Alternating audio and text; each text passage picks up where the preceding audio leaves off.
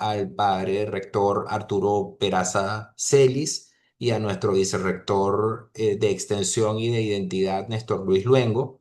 La idea de esta serie de webinars que vamos a estar manteniendo durante todo este mes de julio a las 11 de la mañana todos los días tiene que ver un poco con esta reprogramación de actividades que hicimos en todo lo que era el centro en temas de oferta abierta y ponernos más bien a disposición de prestar toda la ayuda en temas diversos y que requiere la sociedad venezolana en estos momentos, ¿no? Primero, bueno, pedir un poco en temas de este contexto a Dios, bueno, por el descanso de todas las víctimas, por la pronta recuperación de todos los heridos, de toda la gente que ha quedado afectada en medio de esta tragedia.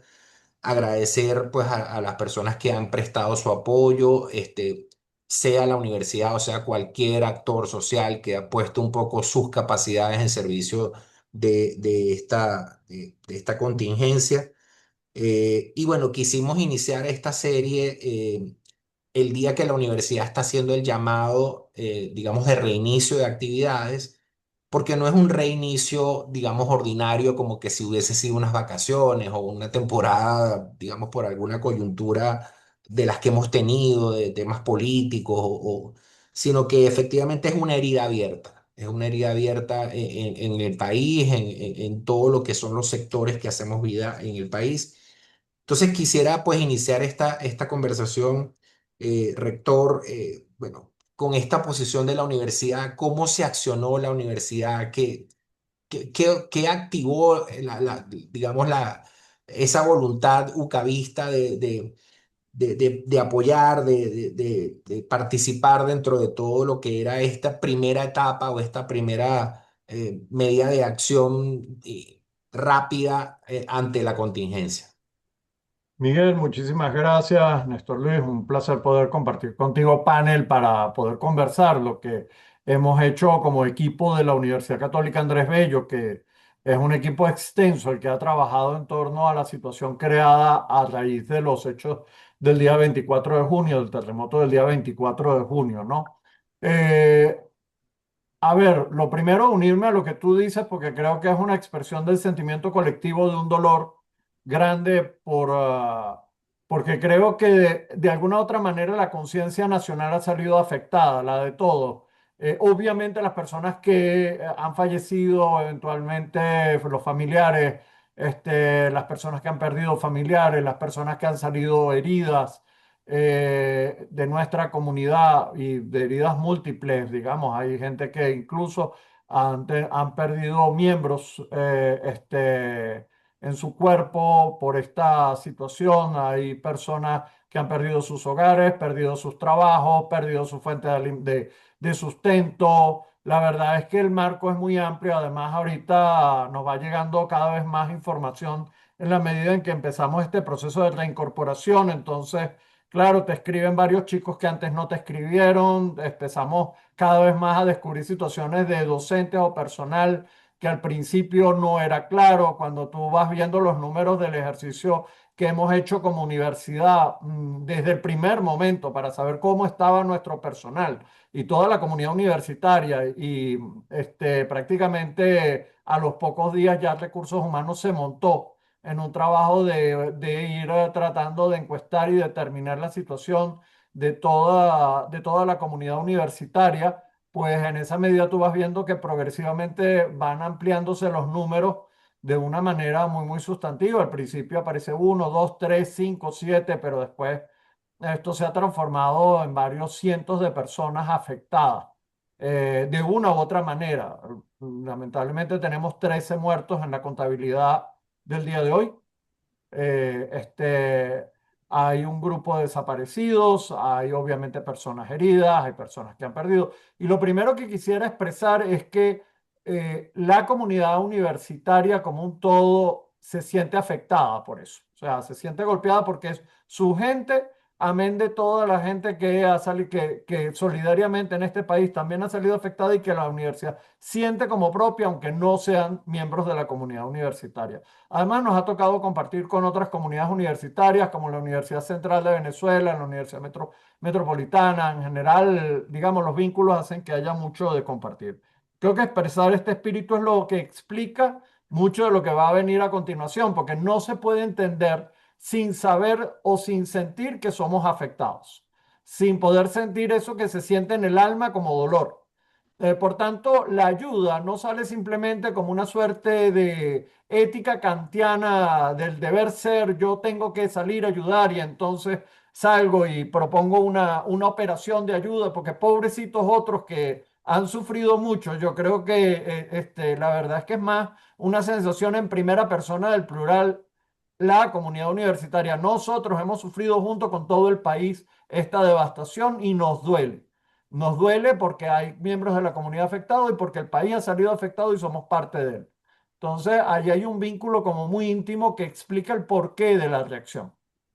Esa reacción, ya puesto en el punto de tu pregunta, nació muy rápidamente. Chicos de la universidad y miembros de la comunidad universitaria, al principio nos vinculamos a la primera reacción que tuvo la Universidad Central de Venezuela, que fue el primer centro de acopio que apareció en la ciudad, obviamente además muy céntrico para la ciudad de Caracas físicamente, y buena parte de los chicos se movilizaron a apoyar la primera acción que intentó la Universidad Central de Venezuela. Yo, de hecho, me trasladé allá, varios de los miembros de las unidades de la universidad se trasladaron allá para poder colaborar o ayudar y unir esfuerzos en un primer ejercicio, y eso sucedió prácticamente a las pocas horas. No, no creo que no llegamos a las 10 12 horas y ya estaba montado ese centro, nos estamos vinculados con ellos, pero muy rápidamente también descubrimos la necesidad de la diversificación. Cáritas estaba actuando, estaban empezando a aparecer otros centros y aparece la pregunta inmediatamente: ¿y por qué la universidad no abre un centro de acopio que también pueda servir de apoyo? Y eso pues inmediatamente gestionó a las 24 o 48 horas la aparición del centro de acopio por parte de la Universidad Católica Andrés Bello, con una aparición de aproximadamente 400 500 voluntarios en el primer día. O sea, nos desbordamos en voluntarios, se desbordó también la ayuda. Eso fue una cosa que a mí me impresionó, porque uno veía la Universidad Central como un espacio muy céntrico en la ciudad de Caracas como para colocar las ayudas, y que nosotros estamos más bien pegados al oeste de la ciudad.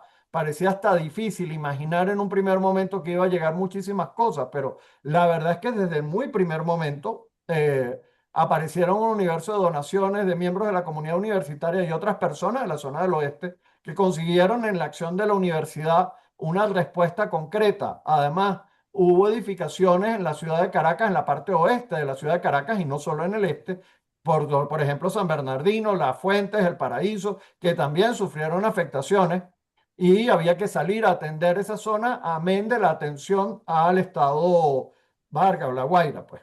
Creo que la universidad de inmediato se vinculó a ese esfuerzo, muy inmediatamente se recibieron esas ayudas y prácticamente allí mismo salieron hacia los distintos espacios, y ya Néstor Luis podrá contar con más detalle qué cosas se hicieron en términos más operativos. Yo más bien cuento un espíritu de una ciudadanía que se volcó en todos y cada uno de los espacios a tratar de ayudar, y en el caso de la universidad, ese volcamiento no solamente se vivió en el espíritu de la sede Montalbán, sino que muy rápidamente la sede Guayana también se sumó a ese proceso.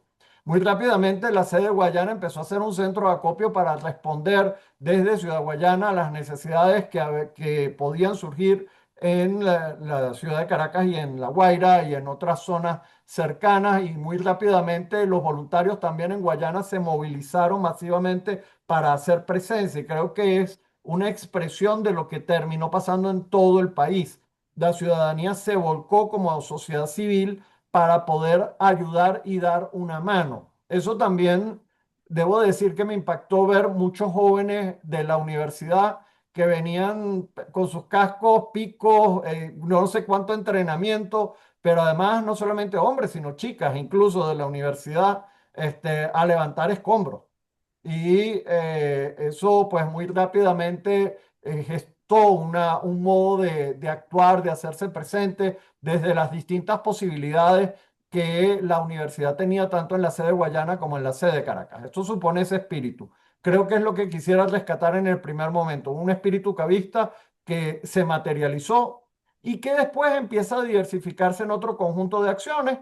La gente de la Escuela de Ingeniería muy rápidamente se monta en el trabajo de hay que responder a hacer supervisión de infraestructura y muy pocos días después, que prácticamente 72 horas después, ya hay un equipo de ingenieros haciendo supervisión. Obviamente el equipo de servicios generales estuvo muy encima de la situación acá y muy rápidamente vimos lo que había pasado en la sede de Caracas. A Dios gracias, nada grave. Sí, sí hay daños, pero no son daños estructurales. Muy rápidamente muchos ingenieros se pusieron a la orden de obras importantes de la compañía e inmediatamente de la iglesia para asegurar condiciones desde las cuales los refugios podían empezar a funcionar y los centros de acopio.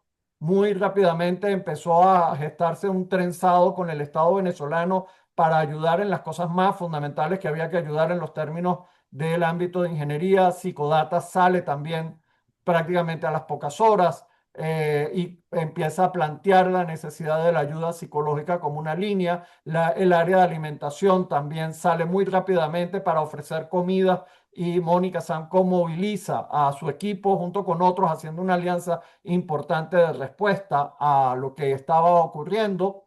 La Brigada de Seguridad de la Universidad Católica se vincula a ir a sectores bastante riesgosos, a hacer presencia y acompañar en la situación, tomando las medidas que se requerían para acompañar a una población que requiere apoyo y que, bueno, que había que trabajar en efectos de rescate. Entonces ellos también se hacen presentes muy rápidamente. Y ya después hay otros actores que progresivamente empiezan a tomar rol, pero yo creo que eso lo hablaremos en el segundo capítulo. Simplemente quería Sí, dibujar una universidad que se diversifica muy rápidamente y responde a la situación. sí, gracias, rector. Claro, justamente, digamos, aplicando un poco lo que nuestra propia cultura de sistema de gestión de la calidad, lo que salió de inmediato fueron lo que llamamos medidas correctoras, ¿no? O sea, tenemos que resolver esta contingencia cuanto antes. Ahora, Néstor Luis, ya está terminando esta primera etapa, digamos, de la emergencia, de la urgencia, de lo inmediato. eh, Desde la extensión social de la universidad, ¿cómo estamos preparándonos o nos estamos organizando para dar cierre a esta primera etapa y para estructurar lo que viene? Sí, Miguel. Bueno, y te diría que esto va más allá de la extensión social de la universidad, como bien lo describió el rector, como lo describió Arturo. Fíjate, yo quería comentar antes de entrar al tema de la segunda etapa, que evidentemente, como tú en la introducción lo planteaste, esto nos pasó y no teníamos partitura, ¿verdad? Damos una respuesta, como bien dices tú, en términos del sistema de la calidad, correctivo y sin partitura, porque la verdad es que nadie estaba preparado desde el punto de vista institucional para la magnitud de la tragedia, la magnitud de este evento que tiene consecuencias en muchas aristas y muy profundas, como tú bien señalaste en tu introducción y en el alma de los venezolanos y de la gente. Pero ahí aparece algo que Arturo también describió, que es responder desde lo que somos, responder desde lo que somos como universidad y como comunidad universitaria. Y cuando se constituye el centro de acopio, que fue el primer paso, digamos, articulado, fue masiva la participación, Arturo lo dijo, entre 400 y 500 todos los días, todos los primeros, la primera semana, ¿verdad? Con además un volumen muy importante de ayuda, porque nos convertimos en un centro en donde, como señaló Arturo, de Guayana llegaron más de 100 toneladas de insumos, ¿verdad? De ciudades como Anaco, por decir otro ejemplo, de los Andes, de Mérida. Entonces, yo diría que la eficiencia en la respuesta organizativa es algo digno de destacar y producto de la acción de esa misma comunidad universitaria en la que formaban parte estudiantes que jugaron ese número de voluntarios, evidentemente lo engrosan fundamentalmente estudiantes, profesores e incluso representantes Voy a citar un ejemplo. La línea, nosotros al segundo día de constituir el centro ya teníamos un manual de operaciones construido, no desde la teoría, por supuesto, con elementos teórico, pero desde nuestra experiencia de cuáles eran las diferentes etapas, la etapa de recepción, inventario, con aplicaciones y con un sistema rápidamente instalado con apoyo del DTI en términos de la infraestructura, con conectividad, incluso tuvimos antenas Starlink en algún momento, lo cual nos permitió ser más eficiente en la capacidad de respuesta e ir aprendiendo sobre la marcha.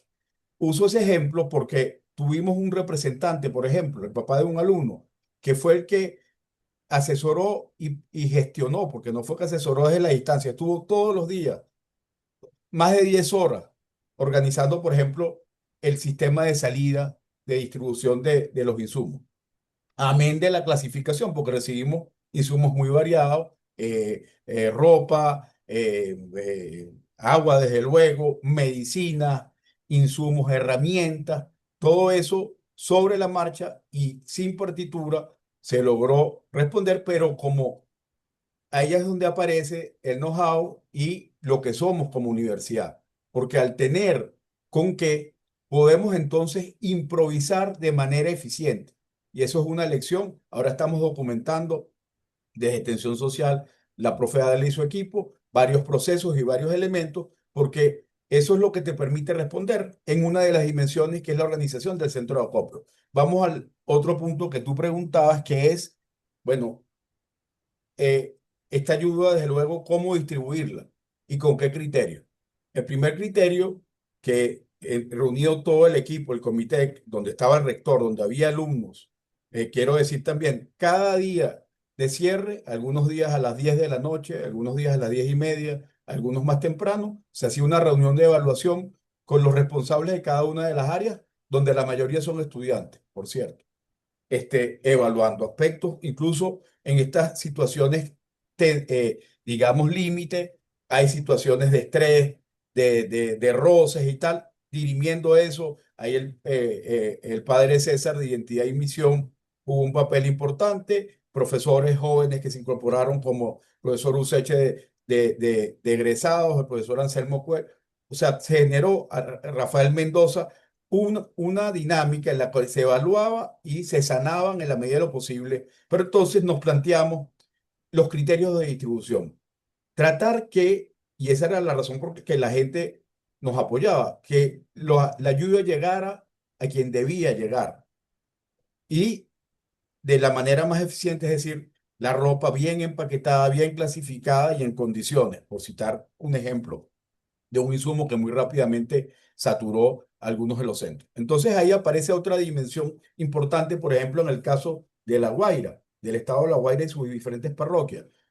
La relación de la universidad por la vía del Centro de Innovación Educativa con unos cursos que se estaban desarrollando, donde por cierto están acreditados por el CIAP, Sí, ¿verdad? sí.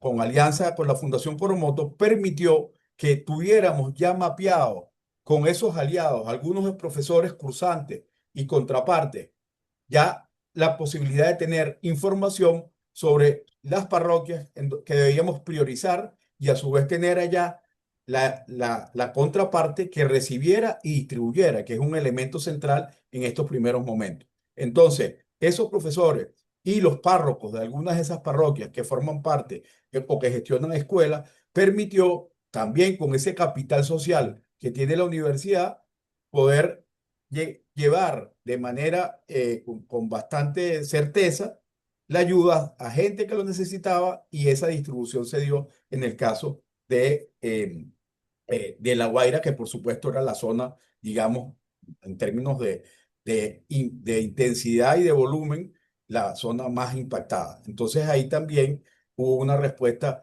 que permitió con bastante celeridad y coordinada por el profesor Eduardo Cantera del Centro de Innovación Educativa en esas visitas a campo, que se pudieron realizar además gracias también a que hubo alumnos que tenían redes, que tenían medios de transporte y tenían además la posibilidad logística en un primer momento donde no era sencillo llegar los permisos, etcétera, y también incluso las vías. Oye, estudiantes que se activaron con infraestructura, con apoyo logístico, con antenas Starlink para poder estar en comunicación, y ahí actuaron y fueron, por ejemplo, en este caso, estudiantes los primeros días. Entonces, bueno, se dio esa conjunción feliz, entre comillas, uso la palabra feliz en este contexto tan dramático, pero me refiero a que se pudo lograr gracias a esas voluntades que se involucraron. Entonces, en esa primera etapa eso fue determinante, y entonces ahí aparece, y bueno, viene la pregunta tuya sobre qué sigue, ¿verdad? Esta primera etapa que estamos cerrando viene, nosotros tuvimos una reunión, hemos tenido varias, pero ayer justamente con cada uno de los equipos, coordinada por el rector, en la cual nos reunimos con el equipo de ingeniería, que tiene un papel fundamental en la etapa que sigue, porque ahora viene un tema, en el corto plazo viene lo que decía el rector, una inspección de infraestructura para determinar, pues, con los criterios que el Estado ha establecido, las estructuras que tienen que ser, digamos, temporalmente desalojadas, las que pueden ser habitadas y las que están en un intermedio que no tienen daño estructural, pero entonces eso es una dimensión, pero también hay otra que viene ahora de temas de políticas públicas en todas las áreas. Por ejemplo, en el área de ingeniería, bueno, ¿qué políticas públicas respecto de las normas, apegado a las normas técnicas, deben recomendarse? ¿Cuál es la legislación que debe recomendarse? Los criterios de manejo de la gestión, por ejemplo, en el caso de La Guaira, que es el más, por supuesto, complejo. Todo eso viene ahora, un trabajo de carácter académico que además nos interpela en lo que somos en investigación, en docencia, porque también viene un tema que salió claramente en todas las áreas de capacitación, ¿verdad? Investigación, docencia, ¿verdad? Y extensión. O sea, esta coyuntura al final nos interpela en lo que la universidad es. Y eso en el área de ingeniería, en el área en las otras áreas que hemos trabajado, como planteado el rector, en el área de psicología, coordinados por Psicodata, viene un trabajo ahora que se centra en básicamente los centros de damnificados. La siguiente etapa para la universidad en cada uno de sus equipos, el grueso, no el único, pero el grueso es trabajar en los centros apoyando en temas logísticos, en temas de organización comunitaria, en temas de atención psicológica, y también hay una dimensión que se constituyó desde la Facultad de Derecho, que es el tema de trabajar la asistencia jurídica, donde además nos aliamos con la Universidad Metropolitana, con la Universidad de Monte Ávila, bajo la dirección del Centro de Clínicas Jurídicas de la UCAP, para, con el mismo formato de clínica jurídica, dar esa atención, este, eh, amén, de la parte de organización comunitaria en cada uno de esos centros, porque son centros que se improvisan, requieren también manejar unas dinámicas donde incluso después entra en otra etapa, por ejemplo, cultura, con apoyo y educación con kits de materiales, que eso va a ser anunciado próximamente. Sí, sí, gracias, Néstor. Efectivamente, en la Eucaristía que tuvimos en la universidad el 1 de julio, Arturo, mencionabas, bueno, que se habían roto muchas cosas, ¿no? No era solamente el tema de las estructuras, de lo visible, ¿no?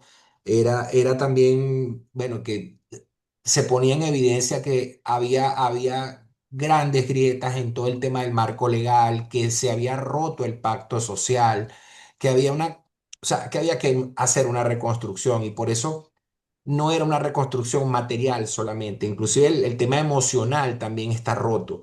Eh, por eso este ciclo de webinar lo hemos llamado Reconstrucción 360, porque, bueno, en términos empresariales, casi todo lo que implica una mirada global, le solemos dar esa connotación, digamos, de 360 grados. Y ahí entra entonces un rol, pues a veces de articulación, pero a veces de participación directa de la propia institución universitaria y de la universidad.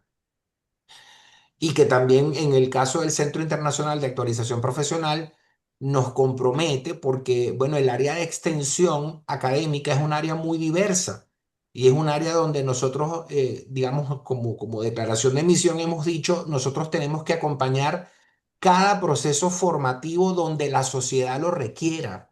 Ya no es esa mirada solamente del tema de profesionalizar a un egresado, sino es donde la sociedad lo requiera y eso implica oficios, eso implica profesiones, eso implica personas de tercera edad, implica jóvenes. En esa mirada global de la universidad, ¿cómo nos organizamos? ¿Qué aportamos? O sea, ¿cómo articulamos este apoyo? Me permito empezar respondiendo a esa pregunta diciendo que ayer el Consejo Universitario aprobó dos cátedras libres. Una de las cátedras libres es de eh, eh, diálogo, justicia, reconciliación y paz. Esa cátedra libre está dirigida fundamentalmente a pensar en el tejido social y en el tejido político del país. Y eso fue lo que yo traté de hacer mención en esa celebración, en la misa que tuvimos en recuerdo de los familiares muertos en la universidad y de las personas afectadas en la universidad.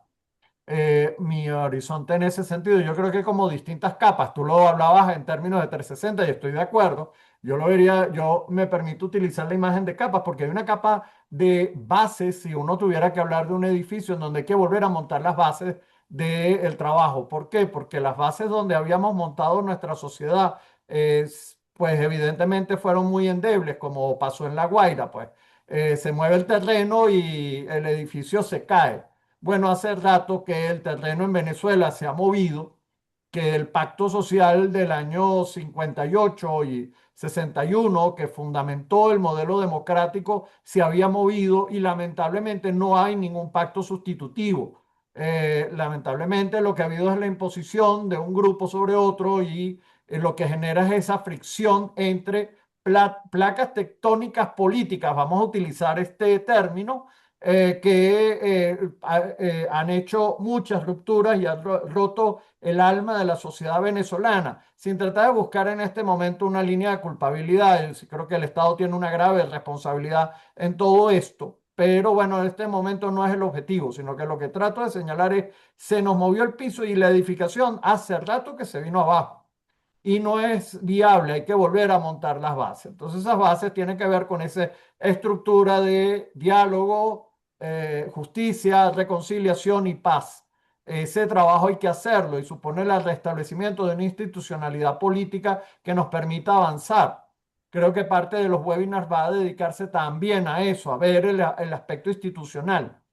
Claro que eso después tiene una manifestación en la pregunta que uno se puede hacer sobre cuál fue la presencia de la institucionalidad venezolana para prevenir esta situación de desastre, porque los ingenieros reconocen que después del terremoto del 67 hubo una hiperactividad por parte de los colegios de ingenieros para el tema antisísmico en las edificaciones, pero que después lamentablemente probablemente no fue abordado de la misma manera en el camino posterior. Y eso, además de los estudios necesarios, estudio de suelos para dar los permisos por parte de las alcaldías, que de pronto no tienen los suficientes sujetos con competencia técnica para abordar este tipo de temas, nos habla de una sociedad sin institucionalidad para enfrentar los retos que significa un desarrollo urbano económico importante como el que requiere La Guaira. Pero eso puede estar pasando en otras zonas del país de igual manera. Y en general, el problema de la ausencia de institucionalidad lo termina sintiendo en esos edificios que se caen. Eh, pero es una gráfica nada más de una cosa que se está cayendo de muchas maneras y que bueno, que necesitamos recuperar. Otro problema que yo creo que anexo a este y digamos la universidad ve como una necesidad tiene que ver con la formación ética de los ciudadanos. Entonces hemos aprobado una cátedra de ciudadanía que hemos llamado de la Cortina en honor a la filósofa que creo que ha transmitido una versión de ciudadanía, derechos humanos y defensa de la persona que es muy importante y que la universidad tiene una convicción profunda. ¿Y por qué? Porque lo que hemos visto es una ciudadanía que ha reaccionado frente al problema y se ha puesto al frente. Incluso, yo no voy a decir, pero digamos, sobrepasó al Estado, que como estaba costando Néstor Luis, a veces era hasta difícil tener que manejar al Estado en estas condiciones en que la ciudadanía trata de poner lo que tiene y ahí no hay suficiente capacidad en el Estado para canalizar la situación y a veces se volvía la acción incluso obstructiva por parte del Estado para poder permitir que la ayuda llegara allí donde hacía falta. Entonces, bueno, no creo que sea de mala fe, yo creo que la realidad lo sobrepasó simplemente. Y pues bueno, el tema es que necesitamos formar este elemento de ciudadanía si queremos reconstruir el país. Y después hay un ámbito que estaba hablando Néstor Luis que me parece muy importante, que tiene que ver con la formación de competencias técnicas que tiene la universidad. Y hay un trabajo que tiene que hacer los distintos niveles de formación universitaria que tenemos. Cuando uno habla, por ejemplo, que hoy en día va a hacer falta la formación de ingenieros patólogos, porque hay que hacer un estudio mucho más profundo de las infraestructuras, más allá de mirar que la viga tiene o no tiene una raya y no sé qué, sino que los mismos ingenieros nos informaban que muchos de esos edificios eventualmente pueden ser salvados, rescatados. Que haya una fractura en una columna no hace que tengas que demoler el edificio, hace que tengas que hacer un trabajo, tienes que entender cuál es el nivel de la fractura y eso supone unas competencias específicas. Bueno, ¿cómo brindarle a los ingenieros venezolanos en este momento de urgencia elementos de formación que les permitan a ellos abordar esa necesidad y esa urgencia en un montón de miles de edificios que aparentemente quedan inhabilitados, pero que no significa que la gente se tiene que quedar sin casa y sin hogar, que pueden haber otras soluciones? Entonces, bueno, no es mi área de competencia, Miguel, porque pues, soy profesional del derecho. Pero sí uno escucha de distintos tipos de oportunidades y dice, bueno, aquí hay oportunidades de formación. Necesitamos formación geológica. Significa entender mejor el tema de los suelos en Venezuela. Somos zona sísmica. Entonces, esto supone una comprensión más precisa de un tema que va a importar mucho en las construcciones, porque el problema no es el sismo, el problema son las construcciones que montamos sobre zona sísmica. Y por lo tanto, ¿en qué sentido se debe cuidar qué cosas si vamos a tener un nuevo desarrollo en el estado Vargas y eventualmente incluso dentro de Caracas? Porque hasta zonas de alto potencial económico como es Altamira, los Palos Grandes, siguen sufriendo efectos de este tipo de situaciones. Pero bueno, es un trabajo que tenemos que apoyar. Como ese tipo de formación, al final tú dices hay que formar psicólogos para abordar este tipo de crisis, que no es cualquier tipo de crisis. Tienes que formar igualmente gente competente en el ámbito jurídico e incluso apalancar procesos jurídicos. Aquí hay una cosa interesante que comenta Néstor Ruiz, que creo que es una de esas lecciones aprendidas. Cuando tú tienes una institucionalidad desarrollada, para abordar la realidad o el contexto de realidad, eso es lo que te permite apalancarte para abordar emergencias. ¿A qué me refiero? A que, por ejemplo, nosotros hemos tenido más de 25, 30 años clínicas jurídicas como una realidad, como una unidad de la universidad, que normalmente atiende comunidades populares y que tiene una estructura muy bien diseñada. Lamentablemente, otras universidades tienen otro modo de abordar el servicio comunitario que no es a través de una estructura institucionalizada como la tenemos en la universidad. ¿Qué ocurre? Que en el momento en que tienes la emergencia, tú tienes una máquina diseñada con precisión, con estructuras, con funcionamiento para poder canalizar al conjunto de voluntarios en el ámbito jurídico que pueden ayudar a los niños, niñas, adolescentes, a las personas mayores, a las personas que han perdido vivienda, efectos que eso puede generar, etcétera. O sea, tienes un montón de efectos jurídicos que van a empezar a aparecer cada vez más claramente. Entonces, claro, ¿qué ha pasado? Que el know-how ahorita de la Universidad Católica está siendo brindado a las otras universidades para que ellos empiecen a plegarse a lo que nosotros ya hemos desarrollado históricamente. Alguien preguntaba por el sistema de calidad. Yo lo que creo es que un sistema de calidad bien diseñado eventualmente te da las herramientas para poder abordar incluso las crisis, porque normalmente tienes una infraestructura de base que te permite apalancar una crisis que no la esperabas, pero que tienes el con qué en la base. Entonces, esto creo que es lo que en general en la universidad ha pasado cuando uno piensa en temas como psicodata. Si no hubiera existido eso, no estábamos en capacidad de ofrecer lo que estamos ofreciendo hoy en día. Pero eso no salió a la luz de la crisis, eso ya existía. Igualito clínicas, eso ya existía. Igual los ingenieros, y nosotros tenemos un programa especial de ingeniería estructural en la universidad, eso ya existía. Es decir, cuando tú tienes cosas que existen, eso te permite apalancar los problemas de emergencia que nunca habías previsto o que no te imaginabas de estas dimensiones, pero que tienes una institucionalidad que puede reaccionar. Y en definitiva, yo terminaría diciendo, y ese espíritu cavista que ha sido forjado desde los primeros semestres en los chicos, que también reaccionó de una manera muy profunda en el alma de la comunidad universitaria. Sí, gracias. Justamente, Néstor Luis, como vicerrector de la parte de extensión y de identidad, me atrevería un poco escuchando ahorita al rector Arturo. eh, este suceso nos curte un poco, ¿sabes? O sea, nos da como otra actitud para afrontar, digamos, o como una disposición para afrontar esto que llamamos reconstrucción, ¿verdad? Eh, esos valores, esa identidad de la universidad, ¿cómo manejarla?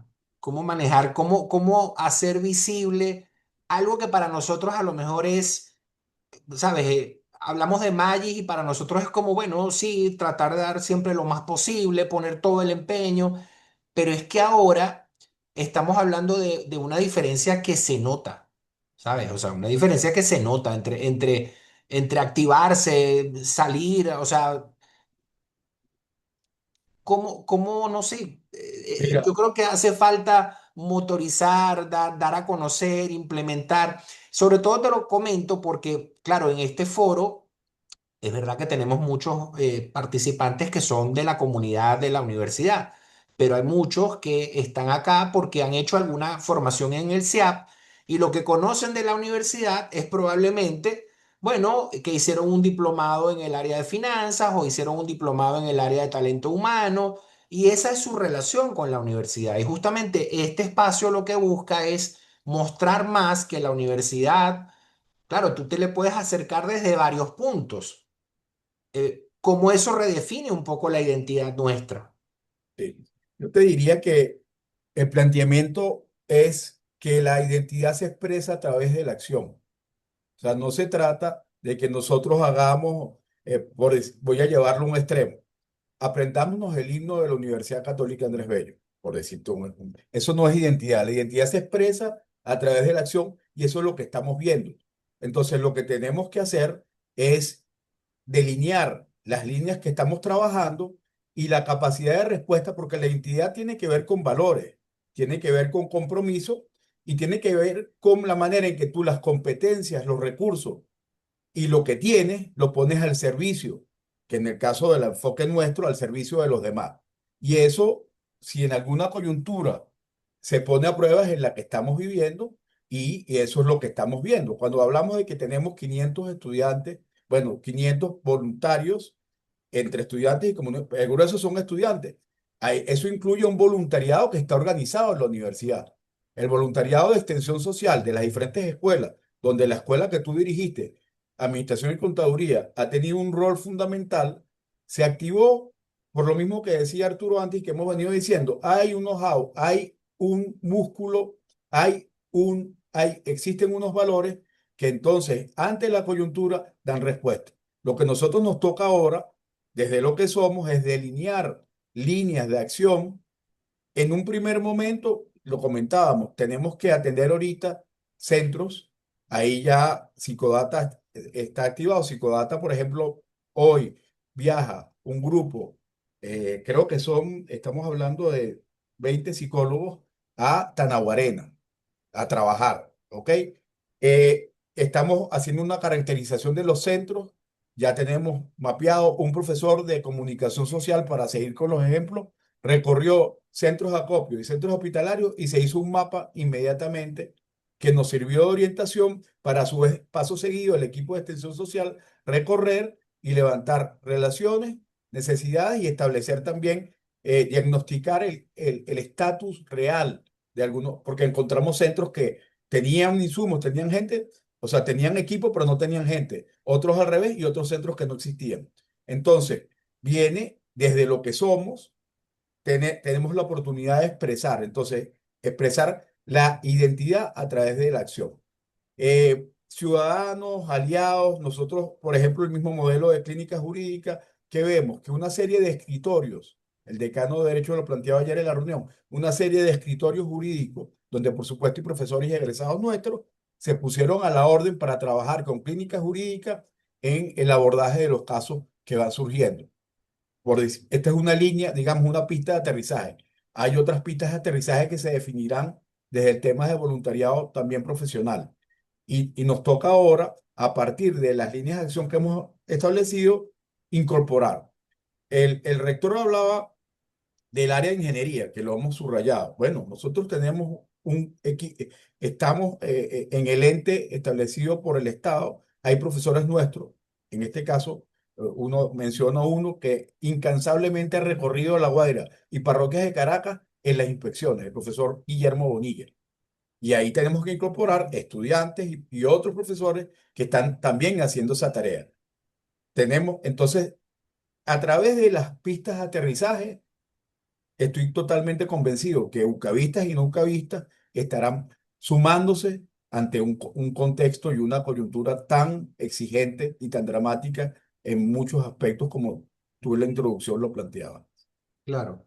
Bueno, y podemos seguir sumando cosas que tienen, digamos, en mayor o menor medida impacto. O sea, estaba revisando por las redes de ingeniería, bueno, el laboratorio de prototipismo, impresión 3D, que nosotros inclusive desde el SEAP ofrecemos formaciones y certificaciones en eso, está tratando de cooperar en el tema de desarrollo de prótesis que son adaptadas a medida de las personas, porque la cantidad de personas que han tenido mutilaciones ha sido enorme como consecuencia del terremoto, ¿no?